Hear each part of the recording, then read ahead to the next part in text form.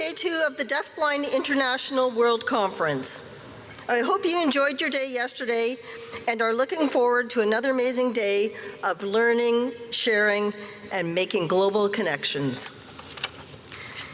It is my pleasure to introduce our first plenary speaker of the day, who will share the next big thing in deafblindness research and where we go from here. Walter Wittich is an associate professor at the School of Optometry at the Université de Montréal in Quebec, Canada. His research focuses on the rehabilitation of older adults with combined vision and hearing loss. His research domains include basic sensory science, as well as medical, psychosocial, and rehabilitation approaches to sensory loss. He is the inaugural chair of the Deafblind International Research Network, a fellow of the American Academy of Optometry, and is Quebec's first certified low vision therapist. Walter also served as the co-chair of our scientific committee. Please welcome Walter Wittich.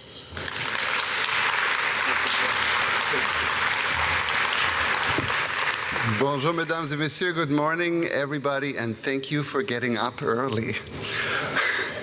So it's my pleasure today to take you on a little adventure through the world of deafblindness research, answering this question, what we think might be the next big thing for all of us in this case.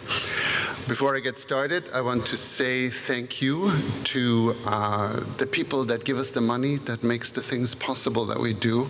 In my case, these are research organizations, but some of them are represented here today as well. So this is a key question. What do we do next? We have an amazing event this week. Everybody will get inspired in entirely new directions, but then we have to have a way forward to make all of this a reality. And so I decided to ask someone who has access to a vast amount of information. I asked a chatbot with generative pre-trained transformer ability, to you known as ChatGTP, what is the next big thing in deafblindness?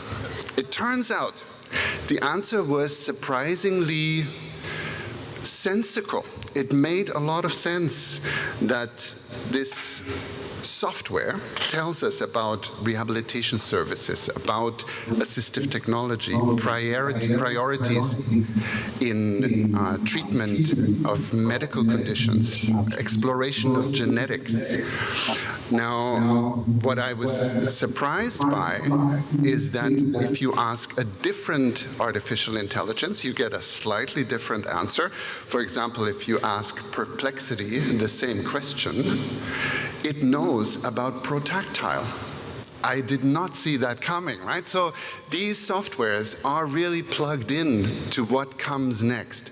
And I think we need to think about this a lot more, of how we can maximize the use of this kind of technology to move our field forward.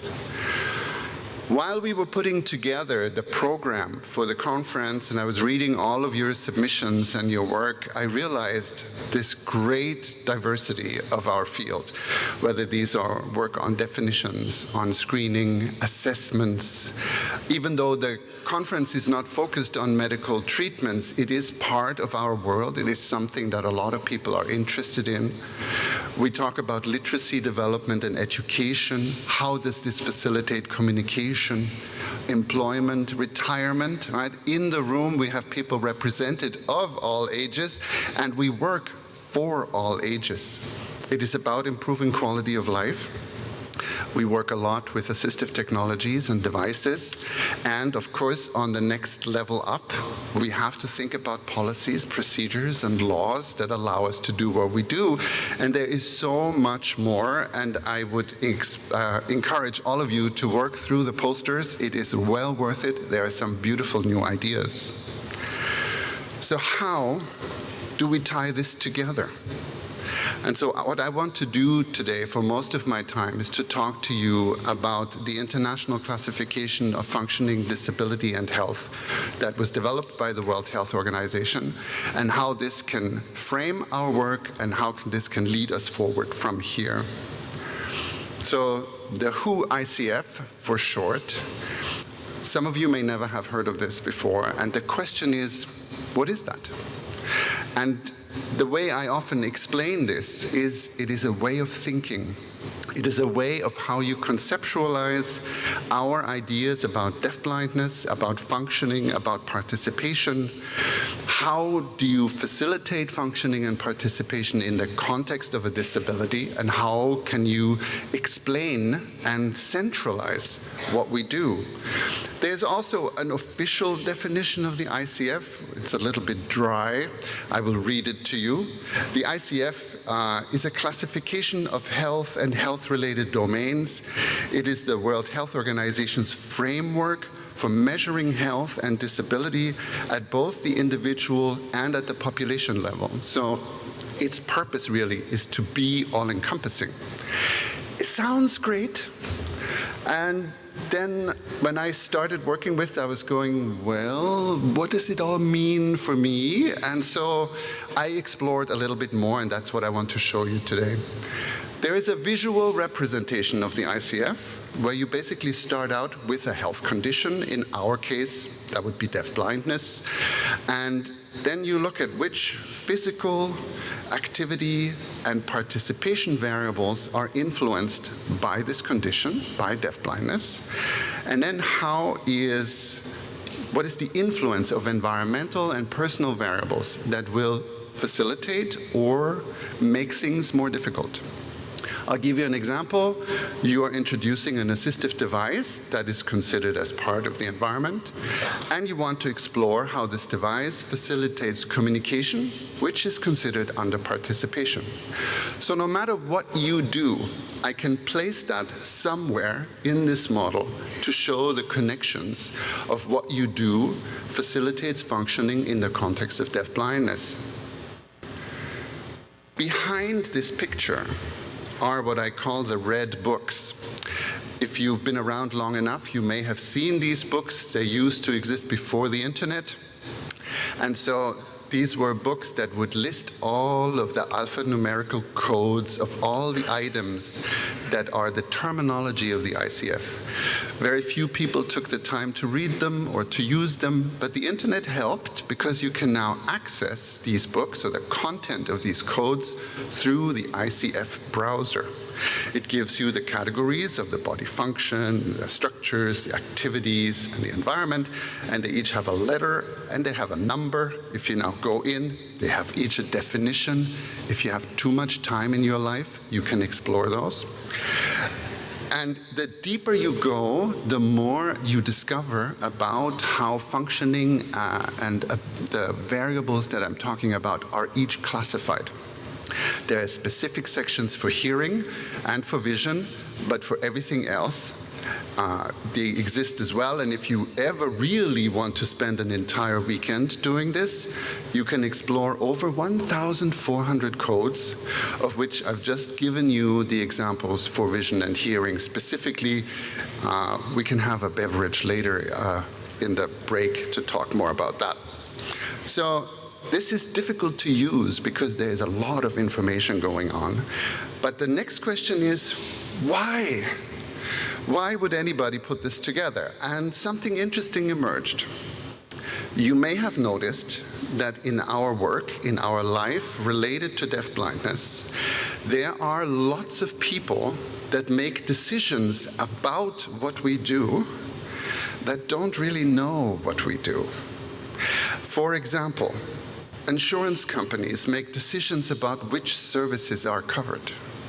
People in that office have probably never met somebody who is deafblind, but they will decide which service gets paid. If they make the effort to educate themselves, they look at classification systems of this type to figure out what is most important.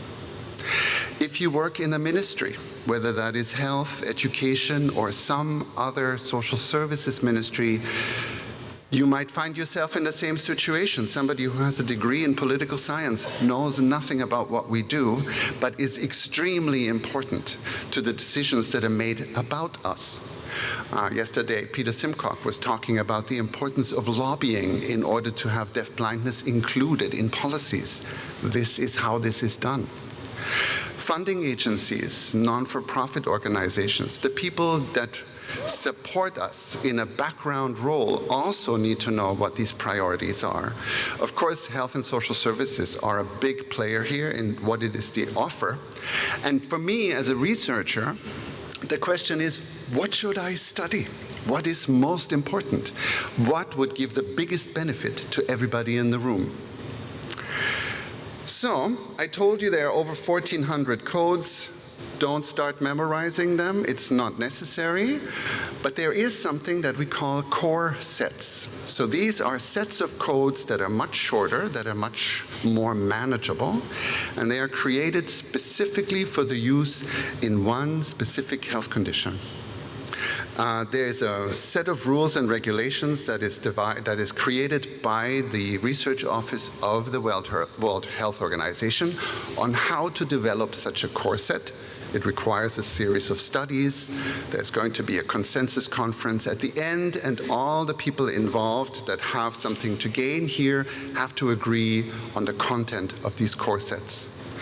They can be very general. They can also be abbreviated in case you want something short and on the go. There's also versions that are specific to children and youth, which in deafblindness makes complete sense because of the variety and variability of clientele that we have. And now what's interesting is historically, this already exists for hearing impairment. And there's a marvelous team based in the Netherlands that is currently developing a vision impairment core set. And I'm here to tell you that you're all part of the adventure of us creating a core set for deafblindness. So, this is probably my favorite slide in the entire presentation, a map of the world with tiny red flags distributed across all continents of the organizations that so far have joined us in this effort to create a core set that is truly representative of all populations and of the global north as well as the global south. So we try to be as worldly as we can in this project. If you want to have a detailed list, please come visit us at the booth because we can walk you through that in more detail. So how do you make a core set? It turns out it includes the viewpoint of researchers. Now, how we do this is we look at the literature that has been developed and published to represent what has been researched. In this case, we're looking specifically at research that includes at least 5 people that are deafblind. So case studies are not part of such a development, but as long as there are 5 participants with deafblindness, they were included in our literature review, and we look at what it is people study, what it is that people measure, with the assumption that we measure what is important. The second perspective is the perspective of lived experience.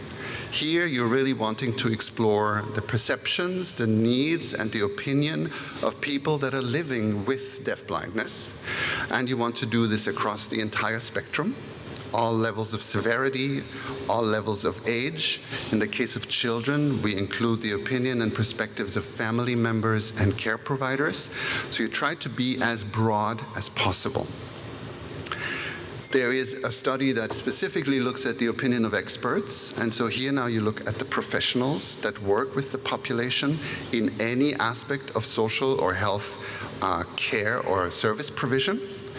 And finally, there's an applied perspective where the results of the previous studies lead us to a proposed starting point of the core set, and we then use it in a clinical environment to see if it is actually useful. Once all of this is done, we will have a conference, hopefully a year and a half from now, where we will try to create consensus across all of this information. What should be the final content of our core sets? If you want to read much more about this process, we have published a paper that is open access available to everyone about the details of these steps. So I will just leave that for today. We're not going to go too deep, but I will give you a mini overview of how far we are so far. The systematic literature review was done 2 years ago. The first article was published a week ago, and I am very, very excited. The timing has worked out perfectly that I am here to tell you the first step is done. It's very exciting, I know. And I see the table with my lab with all the people that have been responsible for the creation of this, and I am eternally grateful for the entire team for all the work they have done. The second article is currently under revision. I hope it will be out in a few months.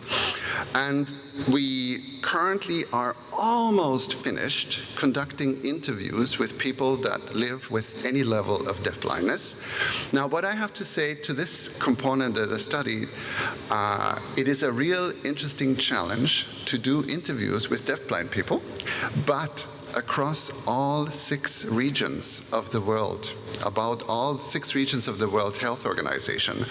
So finding data from Africa, from Asia, it's not obvious, but it is possible. So it's been an incredible team effort. I'm very excited how well this has gone.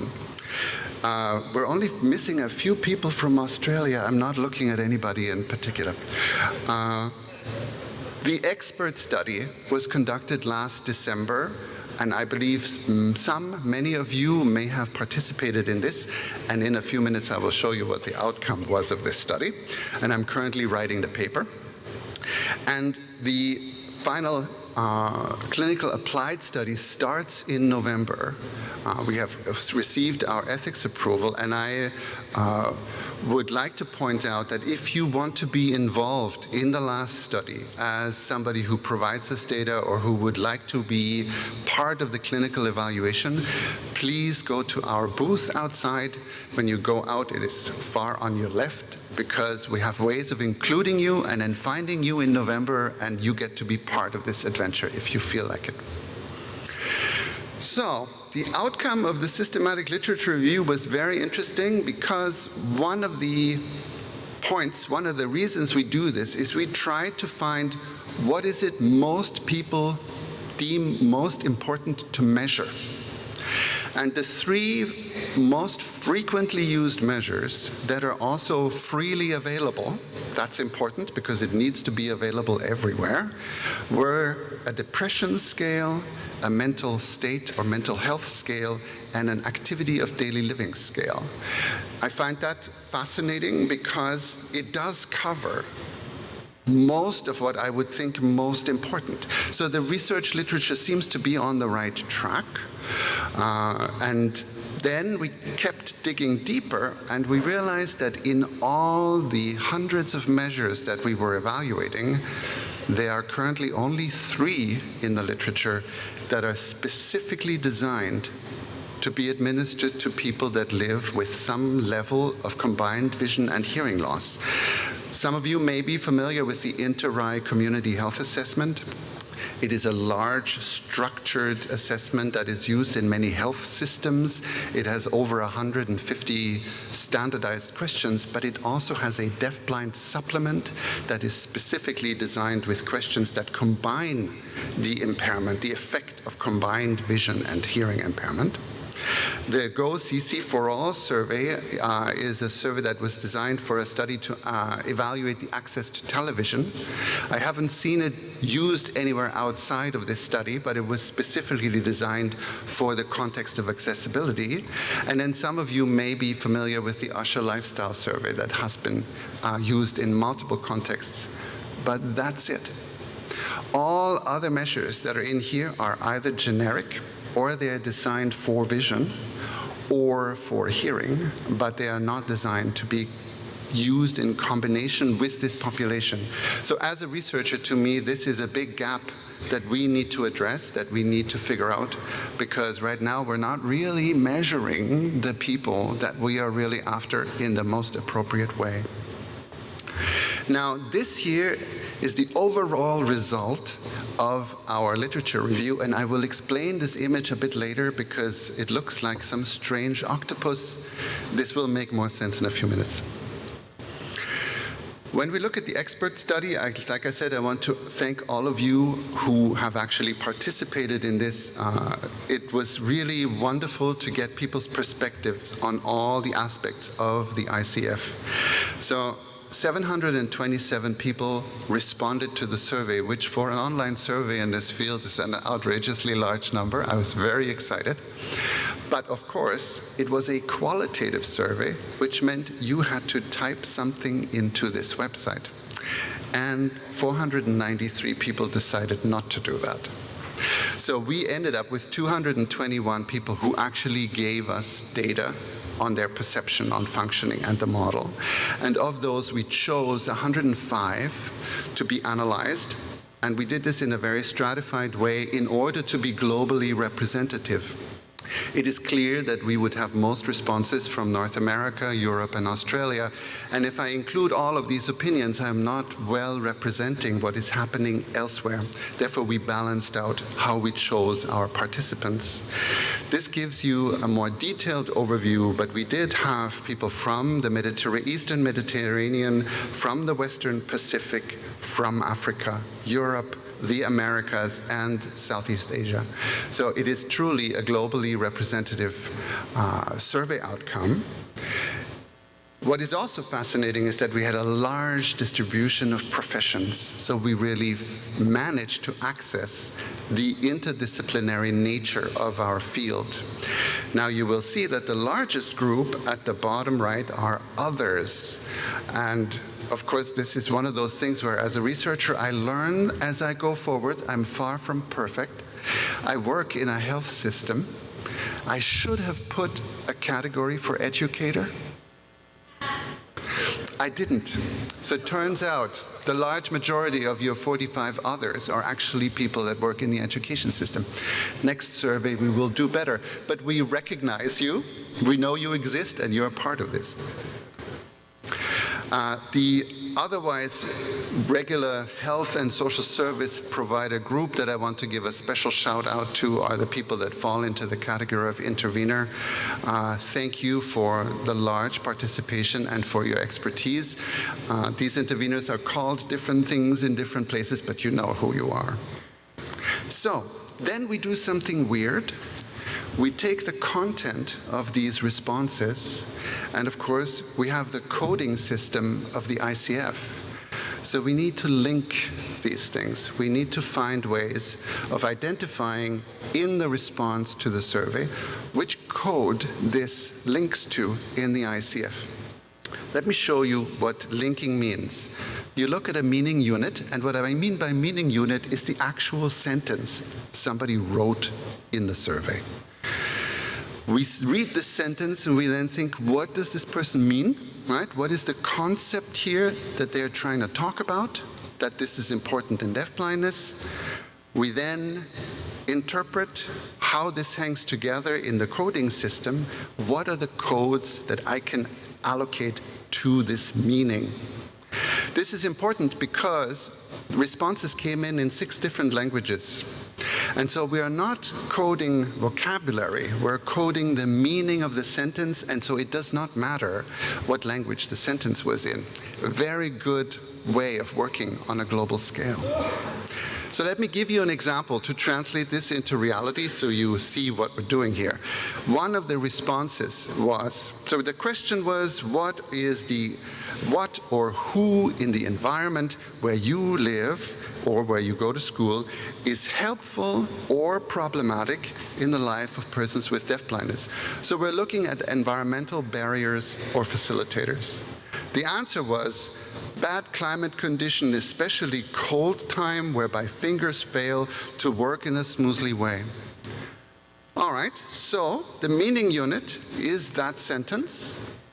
The concept that is discussed here is climate, the effect of cold, on specifically cold weather, on how you can use your fingers, right? This is sort of the purpose. This is something that's an important concept.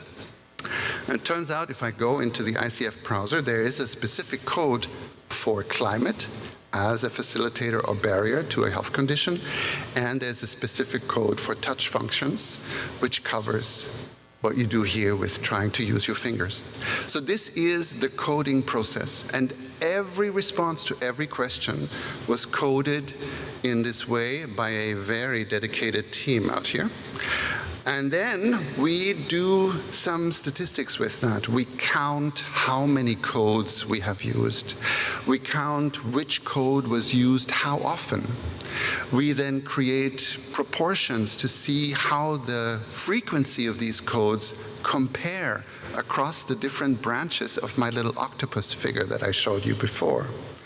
And so what we end up with is two things. We end up with the codes that are used the most frequently, and the codes, how they are distributed across the entire model. So here, for example, are the most common / most important codes for activity and participation, and nobody in the room will be surprised that D3, which means communication, is a central topic in deafblindness, right? So no surprise here, we've got a whole network working on it. So this tells me that what we're doing is correct, right? Because I also have to have some feedback here whether the results that we are getting match to what we think is going on in the field. The second most frequent code was carrying out daily routine, then followed by mobility, learning and applying knowledge, and community life. And I think it's even though the list is much longer than 5, I think those top 5 are a good representation of what are activities and participation of importance in deafblindness. When we look at environment, something really interesting happened. So the top most frequent code was other professionals. And what the ICF means by other are professionals that are not in the healthcare system. We're shout out to my educators, right? But it also includes, for example, interpreters, because they are considered a social service and not a health service in this system. So it is really interesting that other professionals immediately come as a most important environmental factor, followed by immediate family. Also makes sense. Huh? If you are in this field, this makes sense. Support and relationships in general. And it's in 4th place that we have an environmental code that looks at technology and assistive devices. It's not the top, though. I found that very interesting. And then in place 5, we're back to personal care providers and personal assistants. What is really fascinating here is that in terms of facilitators and barriers, 4 out of the top 5 are people-based. I'm going to say that again. 4 out of the top 5 are people-based. This is you. Huh? This is what happens when I now transform all of these frequencies and proportions into a visual of how many codes cover what.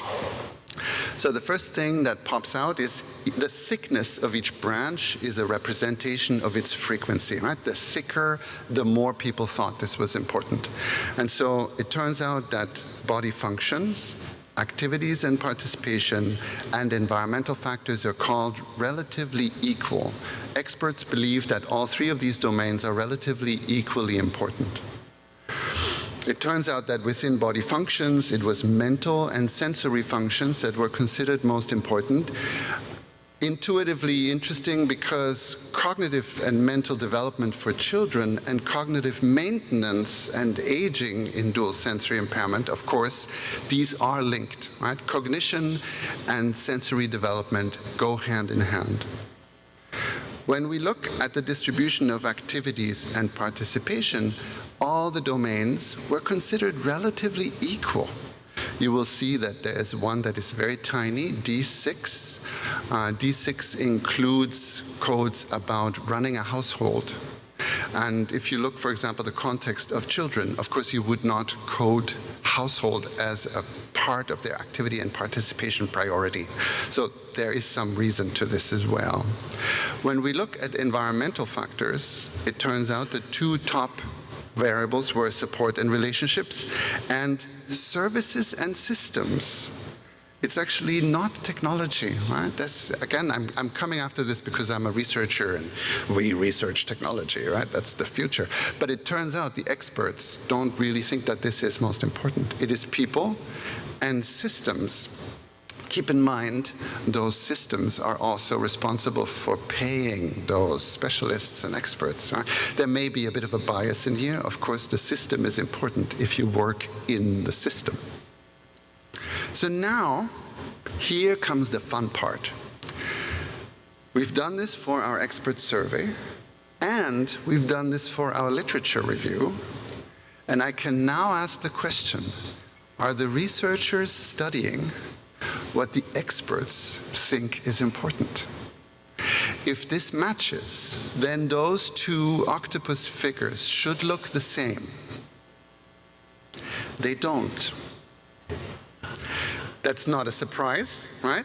But now what becomes interesting is where are the differences? So the first difference I want to point out for you is that for research, the measures that we use give you a lot more granularity and detail than you get from expert opinion. Expert opinion in this case is more to the core point. They will not talk about every single detail.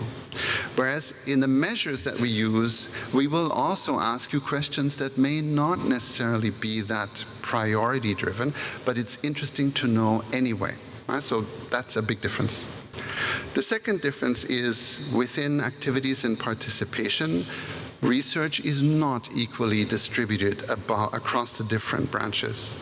The items that are most studied are learning and applying knowledge, communication, and interpersonal interactions and relationships. This I found interesting because these are domains where we also have very good measures. Right? It makes sense that communication is studied a lot because it is, of course, a priority to the people in the field. It makes sense that learning is studied a lot because you need to have a system that works properly to teach, to work on communication and on all ways of developing literacy, for example, or to continue communication into old age. Interpersonal interactions and relationships, I was surprised that this came out as a priority, but of course it makes sense because it is these connections that you need in order to move forward by development and also through support of the people in your environment. When we look at the environmental factors, we have a big discrepancy. The specialists tell us, the experts tell us that support and relationships are the priority. But what research is looking at are products and technology. This is what researchers think is sexy. And natural environment and human-made changes. Right? These are the adaptations that are made to the environment to accommodate persons with deafblindness. There's a difference here. Now, why is this? One obvious reason might be that what researchers do is driven by what researchers can find money for. And doing research on assistive technology and development, see our friend ChatGPT, right? That is where the money goes. And so this is reflected in the literature. When I was trying to understand better why the experts focus so much on social support, one of my colleagues reminded me that this is a global survey. A lot of countries, a lot of regions in the world don't have access to technology the same way, and the number one resource in service provision and care are other people. So, of course, they would become considered a priority because that is all there is really to move things forward. Now you can already see where I'm going with this because the next step will be to make figures like this for the opinion of people living with deafblindness. And I hope that we will have that finished by December because I'm guessing, tell me what you think, I'm guessing that people with disability will agree neither with, with the researchers nor with the specialists, but we will see, and I will be able to tell you exactly what individuals with deafblindness truly think about their priorities. So, The empirical study, like I mentioned, will start in November. What will happen here is that out of all the information that we have gained from the studies we've done so far, we're creating an assessment that is based on the ICF categories. There's a piece in the categories that I have not talked much about, which is a qualifier. So you can have a code, and then you can add a qualifier that tells us whether this is good or bad, or whether it is impaired, or whether it is supportive. This is part of the clinical study, because we will come up with the codes that we want to use, but then we want to apply these codes with real people to see whether this assessment actually gives us information that is useful in an applied context. So if you want to help us with this process, especially if you come from a faraway place, then we are most excited to include you, and I'm sending you back out there to our booth to talk to us. The qualitative study is now almost finished. We've already started coding. I will tell you that the weight in the consensus conference is different for the opinion that comes from people with lived experience. The results from the literature and from the experts is numerically scored in terms of its importance. But the data that come from people with lived experience is treated entirely qualitatively, and there is no allocation of importance in there. It is simply, is it mentioned or is it not mentioned? So in the consensus conference, something very interesting will happen, because we will have representative of all groups that are involved. Experts, researchers, people with lived experience. We will aim to have some policy and decision makers included. And then we will have a discussion about, here are the items that the data tell us are important. Here is the opinion of people with lived experience. And how can we synthesize this to then create a list of what will become our core set that represents the priorities of all people involved in the process. This conference will likely be hybrid because of its global nature. So if you are interested in being part of this consensus as well, please approach us, because we will want to have distribution and representation across all regions of the planet. What will this course set do? I'm dreaming a little bit in color here. We will see if this all becomes reality, but I hope that it will represent the diversity of people in this room and the people they work with and for. And I think so far we are on track that this should happen. I hope that it will be taken up by organizations and also by individuals that are planning services, that are planning interventions, programs, certifications, education, curricula, anybody who has to make a decision about the field, to see whether what they do somehow matches with these priorities. I hope that it will direct the people with the money to give us money for the things that are most important. In my case, I hope that it will help me identify research priorities.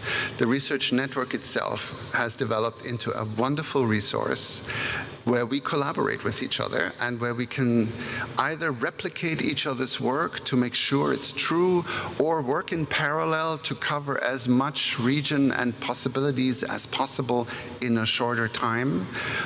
If you want to know more about the research network, I invite you to come to the network meeting this evening. And yeah, I think that this will be an excellent starting point for us to figure out what we need to do next. I really hope that it gets people living with deafblindness involved in what we do, to communicate with us, and we can communicate with them among us, that we are on the same page. This also covers the different organizations we represent. I said yesterday to somebody that I feel when I'm here like I have found my tribe. Many of you may feel similar. We are in this room and we all share something. We all have something in common. And I hope that this becomes yet another tool to bring us all together. And of course, most of all, I hope that it puts the needs of individuals with deafblindness at the center of our communication. So that is my story today. I have a long list of people that I would thank for making this work possible. I want to specifically point at Ricard Lopez, who is not here today, but this is his baby. This is what he created. It came out of the force that is Ricard that moved this forward.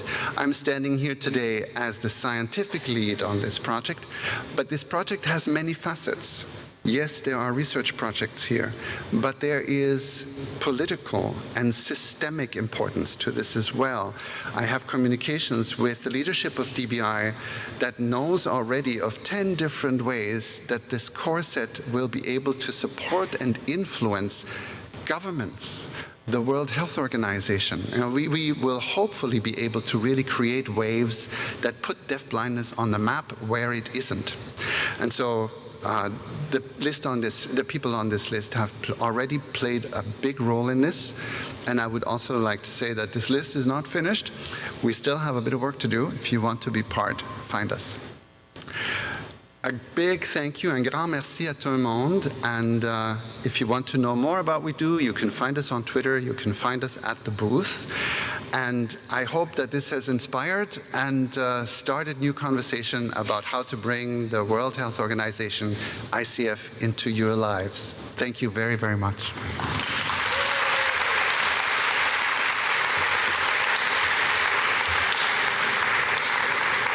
Now, I know from that little clock here that we have a bit of time. I wasn't sure whether the room allows us questions, but if you are bursting with a comment, if you're bursting with an idea, if there's something you must say to us, even if you don't have a microphone, I will be able to repeat whatever it is you have to share with us. I just thought I'll open it up because we have a bit of time. Anybody who has the courage and the need to speak about the ICF.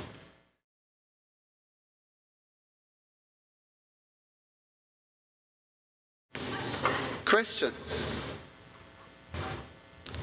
I couldn't have asked for a better question. How can this work help researchers direct their next work? Is that a good representation? All right.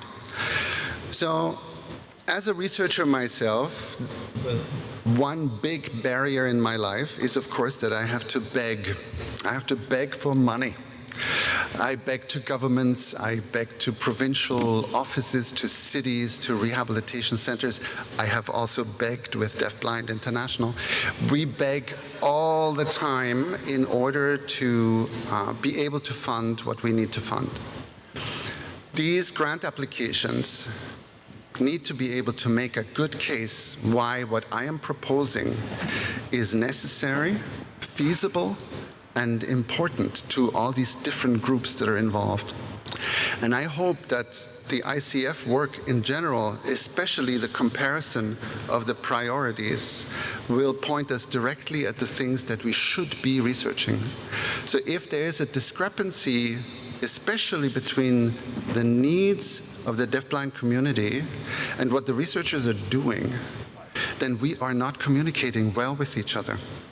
And we can use this discrepancy to make a strong case for a government or a funding organization or a foundation to let us do that. Because supposedly all of these organizations are there to improve the state of things for this community. We will have a stronger argument that that is exactly what our research will do if we focus where the ICF project has pointed us. Thank you. Ladies and gentlemen, I will not stand in the way between you and your next session. Thank you very much for attending today, and it's been an absolute pleasure.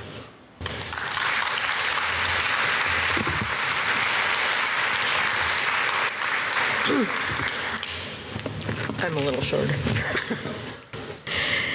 Thank you so much, Walter, for sharing your thoughts and knowledge with us this morning. Walter, I particularly liked your comment. You are all part of the journey. This speaks to the purpose statement of DBI as the point of connection. The research you are doing with your team and international partners will be important to guide policy, services, and the funding models supporting these structures. Walter, please accept this gift, and thank you so much for your wonderful presentation. Thank you. Well done.